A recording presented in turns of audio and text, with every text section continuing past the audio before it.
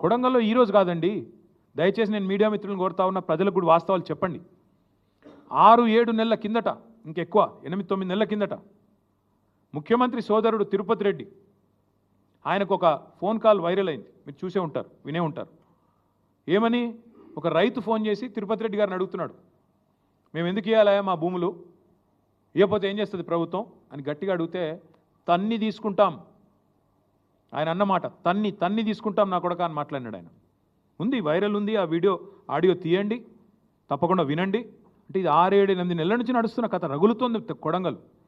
మధ్యలో రైతులు ఒక్కసారి కాదు, అన్ని పార్టీల దగ్గర పోయినారు. మా కాడికి కూడా వచ్చినారు, ఇక్కడనే నా దగ్గర కూడా వచ్చి నన్ను కూడా కలిశారు. తర్వాత బీజేపీ ఆఫీస్కి పోయినారు, అందరి దగ్గర పోయినారు, ముఖ్యమంత్రి గారిని కూడా కలిసినారు. కలిసి చెప్పినారు, సార్ ఇది మంచిది కాదు, విరమించుకోండి. మొత్తం లంబాడ రైతులు, అక్కడ గిరిజన రైతులు, గిరిపుత్రులు, వాళ్ళందరూ పోయి అడిగినారు.